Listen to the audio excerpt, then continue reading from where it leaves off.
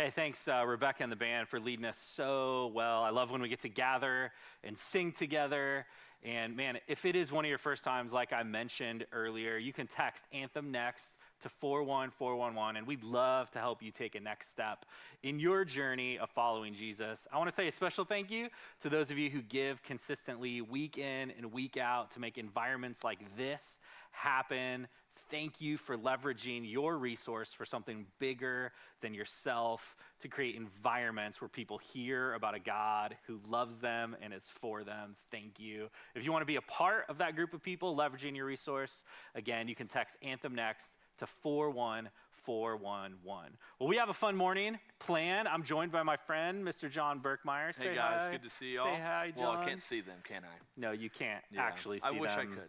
That is a part of this season. Yeah, it's okay. Hey, we're kicking off a 2-part series that we're calling Lessons from Lockdown.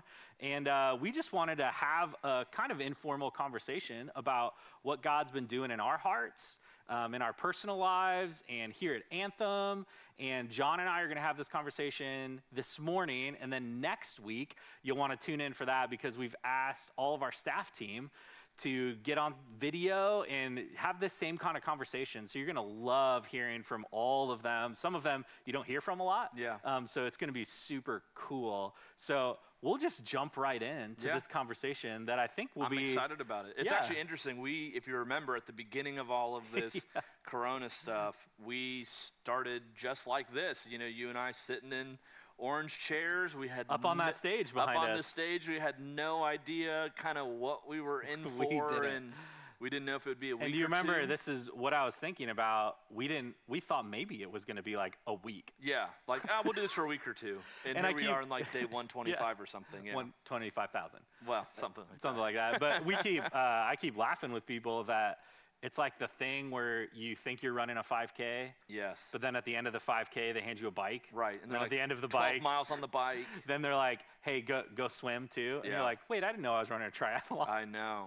And it seems like one of those things. Well, for me at our house, many of you know, some of you probably don't. We have 2 kids, both in elementary school. So we have been so happy that school is done. Sure. Because we had a season of being teachers. Yeah.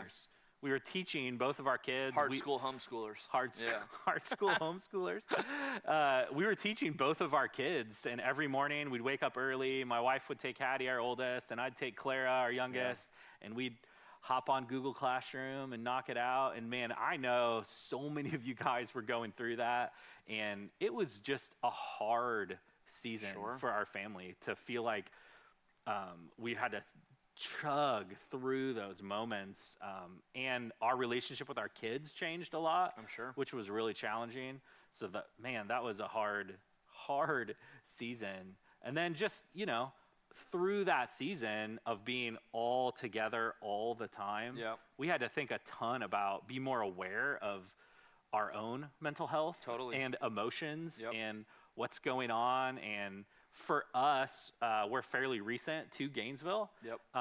And so for my kids, all the stuff that they loved, you know this. We loved going to Disney. You guys are kind of Disney fanatics. We're Disney just people. A little bit, yeah. We're Disney people. We loved going to Disney, and that got taken away. My kids had just met so many great friends at school, and that got taken away. And you guys, some of you are their small group leaders.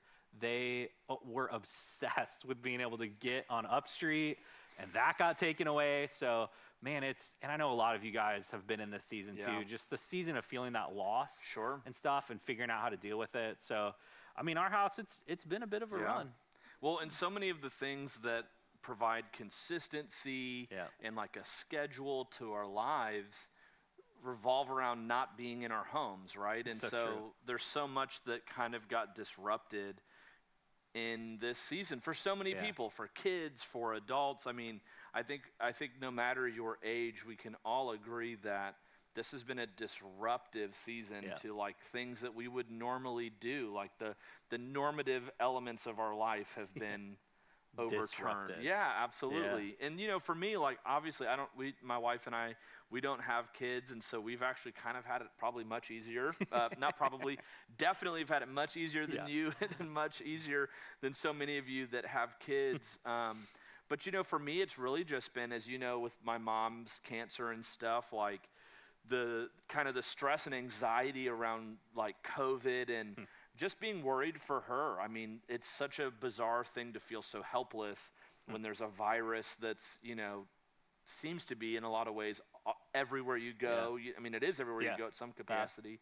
And so just to be, worried about her and worried about others of our friends who are, immunocompromised and stuff like that, I think has just been an interesting thing. And then beyond the COVID and stepping into, not that COVID's over, but, with COVID and obviously now with everything that's happening in our country, like one of the things that my wife and I have really realized, she and I, even though our personalities are vastly different, we're both very high, like, empath people. We have really high empathy.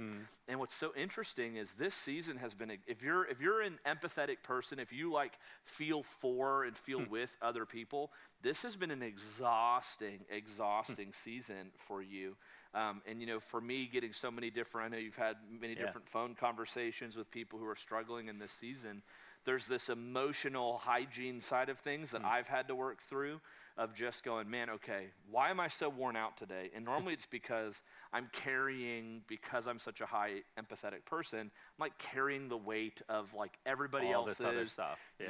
And so I think that's been one of the things that's been so interesting for me in this season, but also freeing, I think, to realize, okay, I'm feeling the way I'm feeling because of how someone else is feeling, and I'm kind of carrying some of that. So I think just my wife and I have been trying to give each other permission to like take a load off a little bit, like take a break. Yeah, take a break. Let's take a deep breath and together. I think this in our homes has it's a pressure cooker. Oh man, it totally has like been brings for people. Stuff to the surface that and maybe was there. So thankful for the short-term group that we've been doing with the quarantine corals thing. Not to turn this into an infomercial for that, but I mean, I've talked to so many couples who are spending more time with one another than ever before, because they might say that they're like two ships in the night with their careers and things like that and kids, and so they've been able to kind of, without realizing it, not spend a ton of time together, and now they're forced to spend a ton of time together. And they're like, oh man, there's some habits, there's some practices that we used to have in our marriage that we don't have now. They've kind of gone away. Absolutely. So, and it forces you to deal with things. Absolutely. To confront the quarantine quarrels, as they say. My wife and I keep joking that we could go into counseling at this point with how we've had to lean in and help our kids manage their emotions and feeling and sit down and have conversations and talk through stuff that's under the surface. And recently for us, it's been, I mean,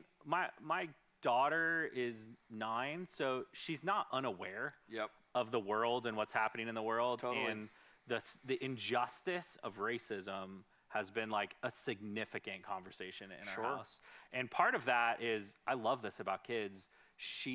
My daughters don't have categories for this. Right. Like they don't have a category for my skin looks different, so I'm going to treat you different. Right, absolutely. They don't not see skin color. Right. They just don't equate value to skin color. They definitely notice that they have friends that have different color skin, but they haven't been in a place where they would now ascribe a different value to. And so that thing, and we've tried to be careful of having the news and my wife and I having conversations and guarding, but they pick up on that stuff. Totally, and they're aware of my it. sweet little 9-year-old is like, well, my BFF at school, she doesn't look like me. Right. And she's looking at us like, what's the deal? Absolutely. What are people doing? Yeah. And I know you and I have had this conversation many times, tons and tons and tons of times. But for us personally, and we'll get into some Anthem stuff in a few moments, but for us personally, I know both of us have carried the weight of this personally and organizationally, how we lead Anthem through these seasons. And honestly, the most tension has been, we just keep feeling like, why is it so hard? Why does it feel so hard and challenging to just say what we love our friends at the GPD in Alachua County? We love them. We're so for them. We support them. But our friends and neighbors who are Black, we are so for them and love them. Absolutely. And we want to be a place that champions this third way that is not the fringes. And you and I were talking about this in the office yesterday about like the loudness of the edges. Yes. And like maybe the majority of people living in this third middle place. Totally. I think it's such a tough place to be. And I love the way that Andy has put some like verbiage to the feeling of like living in the messy middle. And in the office yesterday, I talked about this idea that I have just been feeling of like, there's a very small faction of people who are on maybe the extreme right, you know, crazy racist side of things maybe, and you've got people, maybe a small faction that are on like the crazy left, you know, side or whatever, and it's like this big divide. And then you have the mass population of people who are like hunkered down in the middle and watching rocks fly over the top. And it feels like scared to say anything. Scared to like pick your head up out and just go, wait a minute, you know. And so I think that you're right. I think that there is just this feeling in every person that I've talked to, police officers, people of color, my friends that are black pastors, you know, around all of them actually in the South, you know, like they're all basically saying the same thing. They're all calling for the same thing, and it's unity. Yeah. And what's so interesting about the idea of for Gainesville is that there's no asterisk at the end of for it's Gainesville. Not qualified. There's no qualifying statement to for Gainesville. Like if we as a church truly are for Gainesville, then we are for the people who are in poverty in our city. We are for the police officers in our city. We're for the local government. We're for Gainesville, period. And that's how Jesus, we didn't make up this for Gainesville thing. We did not. We got these marching orders from Jesus. And so I think that part of being for Gainesville is to find a way to find unity inside of this chaos, inside of everything that's going on. And I'll wrap up this idea. You and I both watched the conversation with Stephen Furtick and John Gray. And we had emotional like responses to it because it was just so absolutely incredible. In fact, if you're very powerful. Don't exit our conversation now. Don't Google it right now. Don't Google it right now, but it's worth checking out. Stephen Furtick and John Gray. And what I love what John Gray, a pastor, said towards the end is he said, what we need right now in our country is for the left and the right to come to the center and to stand at the foot of the cross and to look up together and to get our marching orders, to get our instructions from him. And when he said that, man, it like just kicked me in the mouth. And so I feel like that's the place, that's our place, right? Yes. Like as church leaders, as the local church, as a church called Anthem that is for Gainesville, that's where we need to be living right now. And that's honestly what we hope we can call all of you too, is for you all in your homes, at work, to be these people. And we've been saying it by asking, what does love require of me, in hopes that would draw you. If you do maybe find yourself at the extreme right, at the extreme left, one of the things we love about Anthem is it's a church for all people. Yeah, even the extreme right and the extreme left. Not just church people, not church people, but just people. And so we know that even watching this, there's people all over the gamut, politically, emotionally, that have life experience that leads them to have these kind of emotional reactions to all of this. And obviously we understand that. Totally. But what we hope to call all of you to hold ourselves to is to be people that can live in that messy middle. Live in the tension. Live in the tension of it. And I think that's the invitation of Jesus for every single one of, and that's the rooms he walked into that people saw and were like, whoa, what are you doing with these people? Like, why are you caring about these people? Why are you talking to those people? Sure. And that's where we're following Jesus into those rooms and into those settings, and just saying, hey guys, there's maybe a third way to do this that maybe isn't getting a lot of publicity at this moment. And I think that it's the way that, without oversimplifying it, it is the way that it is the position Jesus would take. It is the position, it is the place where he would sit in the middle and try to go, hey, come sit with me. Hey, come sit with me. So good. Let's come into the middle. Let's sit. Let's talk. Let me be for you for a while. You know. And that's good. I think that's where we need to be. That's so good. And one of the things we wanted to cover, even in these moments, is just what's it been like at Anthem? Like this has been quiet. I mean, you can tell probably on the video, like there's no seats in the auditorium still. Yep. So we are thankfully preparing to regather again in just a few weeks, which is going to be awesome. But John leads our next gen team. So like, why don't you just give us a few things of what's this been like for your team, your staff? I mean, I think the thing that is true for all of us, right, is that great organizations, great small businesses in our town, organizations all over the world have had to pivot. And they've had to pivot very quickly. And so I think for us within Family Ministries, like one of the craziest things has just been, we've never done we've never made video content really of our services ever in, the 12 years our church has been around. So, just the scramble, I think, of going, okay, how do we do this well? How do we create content? How do we record this stuff? Can we even do it? And what's been so amazing is volunteers have helped us and staff has helped us, and we've been able to rise to the occasion and I think create some really great video content for Womberland, Upstreet Transit, and Inside Out. And then I think, the other thing for our next gen team has just been finding ways to connect people through our Facebook groups for parents, finding ways to resource parents to do all the activities at home with their Womberland and Upstreet age kids. And so it's been interesting. I mean, one of the things I've loved, I've said this before, is I love how that team is like leaning all the way into the value of equipping parents. At home. Like, absolutely. We win when y'all win at home with your kids. Yeah, I mean, the way we talk about it here, this, is to talk about it as partnering with parents. We want to give parents the tools so that faith conversations start on Sunday and continue on Monday and the rest of the week. And so what it's done is it's allowed us in some ways to,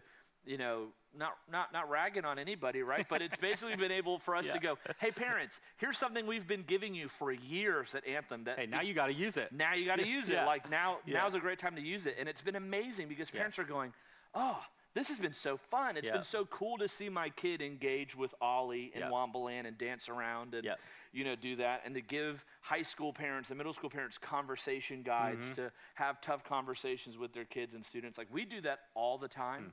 But I think sometimes in the busyness of life, parents get resources. And I know I'm not a parent, but you are. and I'm sure you can attest to getting a parent card in Upstreet. I'm a pastor. Right. Yeah, so you get it right all the time, So we always do this right at our house. But honestly, for us, it's been amazing to like go to Upstreet with my kids. On YouTube and just and like watch the so-and-so show, which is hilarious. Absolutely. And super entertaining. But then watch like our team, and just it's been amazing to watch my kids engage in it. They always prompt you. Hopefully y'all know this that have Upstreet kids, but they always prompt you at the end of the so-and-so show with a question. But to like be done with that video and have that conversation with my kids right in that moment has been a gift. It's been a gift. The two things that I would just want for everyone who's listening right now as it pertains to the next gen stuff is, if you are a parent, know that we're for you and that everything that we're doing is try to resource you to have conversations with your kids that start when they're young, when life is pretty simple and there's not big, tough conversations necessarily that need to be had, so that when your kid is 16 or 17, having conversations around big ideas and tough things can become normal in your life. And the second thing is, hey, if you are a part of Anthem but you don't have kids, or you give here, or you love Anthem, I just want you to check out our YouTube pages.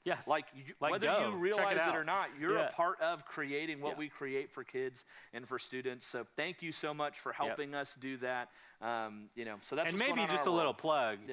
There's a whole bunch of you watching this that haven't ever taken a step to be involved, and I'll take this opportunity and put my pastor hat on. Do it. And say, hey, you should be a part of helping our next gen environments be unbelievable. Because I honestly, there's nothing more significant we do organizationally than create these experiences and help kids get God at an early age. Absolutely. Because we know it changes everything about their life.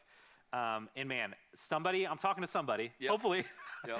I am, you're hearing this and like, you should get off the sidelines a little bit. And as we begin to regather, we're going to start like making the call out, like for more people to engage and be part of that team of volunteers. And we would love for you to be a part of that. I don't think there's anything more rewarding that you could do with your time than sit with a group of third grade boys in the chaos sometimes and have like just the best conversations and like help them get who God is in their life in a real way. Totally agree. Like you guys should do that. You should every kid is one caring adult away from a success story. That's so good. And that's why our church does what we do. We want to put adults in the lives of kids sitting in circles every Sunday. So thanks for helping all us the oh man, it's a privilege. All our other departments have obviously everybody has literally pivoted. We didn't stream anything like this ever. Like 3 months ago. Right, yeah. So like our service programming team had to pivot, figure out cameras, lines, like this whole deal. And man, it's been a privilege to get a front row seat to watch this happen. Yeah. And watch you guys. You'd be so proud of the team. You should be, of the staff team at Anthem, who's just absolutely been crushing it.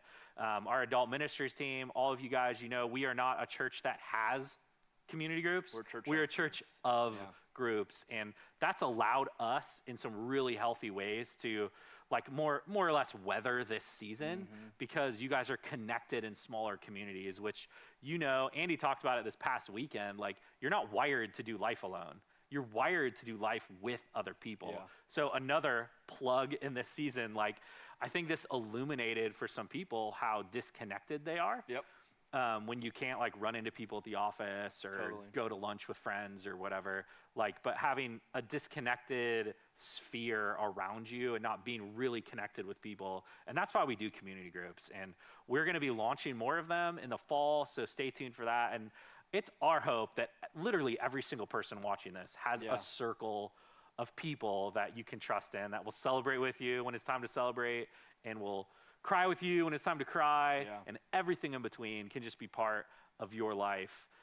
The next thing that's coming up for us is regathering. It's coming. Which I'm so excited about. Yes, it's so good. I think one of the things that I've realized in this season is like how much I love Sunday with all of us gathering together because I get to see all of you who show up here in our physical space with your kids and with your families. And so, I am so excited about that and kind of bridging the gap between these two ideas. One of the things that I am excited about that's happening at Anthem is we've kind of treated this downtime the way Disney has, which is like, hey, when else are we going to not have anybody on campus? Shut the whole thing down. Shut the whole thing down.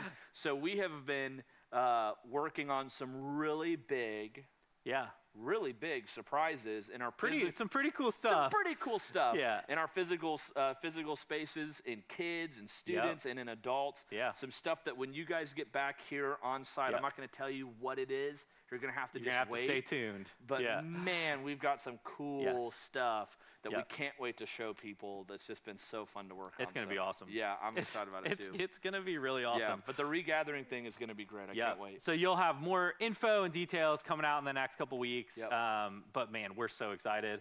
We're a little fortunate because we get to come on Sunday still and experience in a big room like this right now, and like kind of sing songs still and have the band. And I can't wait to get people in the room. It's gonna be great. I said this before, but none of my jokes are funny at all. Like, you can't tell if they're funny. This is true. Without yikes. But hey, as we kind of wrap things up, I just wanted to talk through a little bit about what God's doing personally. Not, like, I guess so much in our family but like in our hearts. Because one of the things we're leading our staff team through, which maybe is helpful for you, is this idea of rethink, retain, retire. Like in this season, Andy did a series a few weeks ago called Better For It. That was so good. If you guys didn't watch that, you should go back and check that out. But just this idea of like, this is a hard season for all of us, but we can be better for it. So like, what in this season do we need to make decisions about to be better for it? And for us, those rethink, retain, retire, those 3 R's has helped our staff team think through in each of those categories what are things. And for me personally, it's just been a season of God doing spiritual work just in my heart that is a reminder, because I do love experiences. I love the band and music and lights and things. Gathering, but it's been such a great reminder to me that like the most powerful stuff that God does is like in my heart. Sure. And not externally. Yeah. But whatever happens externally happens in the heart first. Absolutely. Yeah, and that's where I think that whole rethink, retain, retire thing, it's not just a great conversation for an organization to have. I think it's a great, like you're saying, a great internal conversation for us to have, and maybe even a great conversation to have within your family of like, okay, what about our family dynamic do we need to rethink? Yes. What about our family dynamic do we need to like retain and maybe put more resource behind, and then what do we need to get rid of? Like what is something that's actually been like hurting us? And I think, and I know you've said this a lot with our staff, is the importance of like taking, there's a lot of self-care stuff that goes around, right? But there is something to that of taking care of yourself and taking care of yourself from a spiritual disciplines perspective of going, okay, I'm not meeting every Sunday and being able to experience worship and be, sitting in a seat the way that I normally do. How are your personal spiritual disciplines, the things that you do to kind of, work out that muscle, that spiritual muscle? I think that's one of the things we've got to be thinking about in this season, because I would say, and I know you would agree, that COVID maybe has exposed some weak spots in our spiritual disciplines. Stuff that has been there. Yeah. And for me, I've been praying through, and God's just kept it on my mind, Ephesians 3:20. And I'll just read it for us as we start wrapping up here. Ephesians 3:20, it says this: God can do anything, far more than you could ever imagine or guess or request in your wildest dreams. He does it not by pushing us around, but by working within us, his Spirit deeply and gently within us. And that verse has been such a significant reminder for me that like whatever God does is abundantly more than we could ever ask or dream. Like that's what's for us. That's what's for us personally, for our families, for what's next for Anthem. But man, that happens by God not pushing us around, but by his work, his Spirit that is at work deep within us. I love that. Yeah. I guess my big takeaway, my little nugget, I absolutely love what you just said. My thing, and you and I have talked a little bit about this, I think that going back to some of the polarization of all this, and this is something that I've been talking so much about, is who we choose to get our cue from, who we choose to listen to, the sources of information, the sources of hope, the people we follow on social media, the politicians we look up to, all of that stuff. We need to monitor how much of that faucet is on, like how much of the flow we're taking in, right? Of we're taking in, and how much of our hope and our okayness is connected to that source. And the political ideologies and all of these different things, like, the gospel doesn't fully align with any political ideology. And if we could honestly say that our faith, the gospel, perfectly aligns with Republicans or perfectly aligns with Democrats, it is a absolute fallacy to even say that, right? And so, not that one is more right than the other. That is not what I'm saying, but that we need to take our cue not from our political, perspective and ideology, but rather that our cue, our hope, our guidance should come from somewhere else. So and good. I've been really leaning into, I love the book of Jeremiah, but Jeremiah wrote this. This is Jeremiah 17:5, and this is all about getting our wisdom, getting our hope, getting our okayness from the Lord. And so it says this, this is what the Lord says: cursed are those who put their trust in mere humans, who rely only on human strength and turn their hearts away from the Lord. They are like stunted shrubs in the desert with no hope for the future. They will live in the barren wilderness, in an uninhabited salty land. Verse 7, but blessed are those who place their trust in the Lord, and have the Lord be their source of hope and their source of confidence. They are like trees planted along a riverbank with roots that reach deep into the water.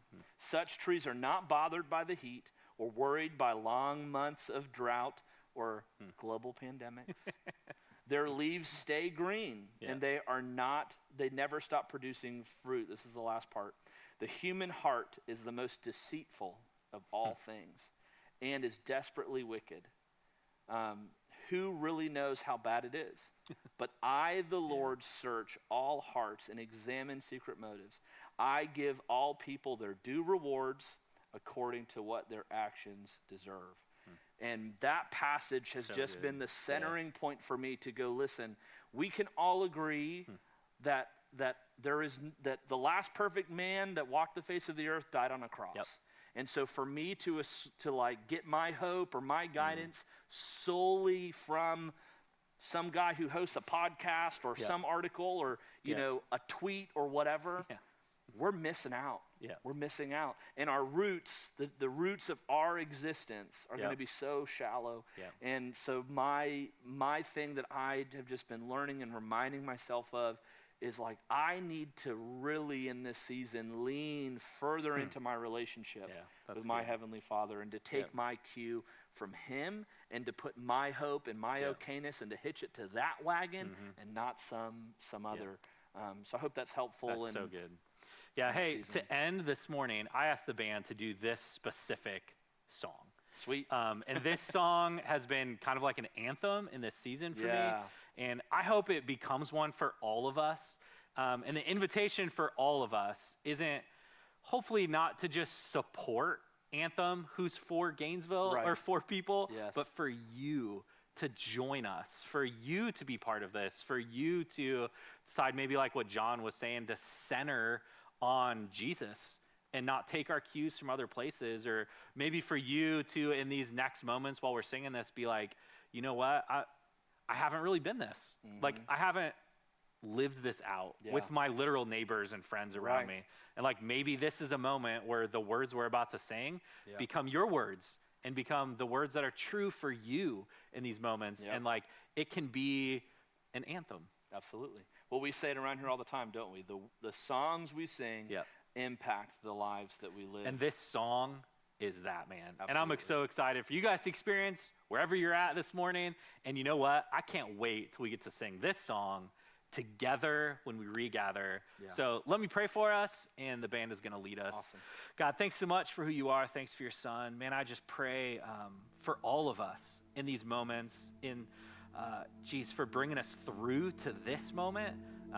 We just have been thinking a lot about the months ago we were sitting in these chairs on that stage back there, not knowing what was in front of us. But God, you've been so faithful, so given us so much grace.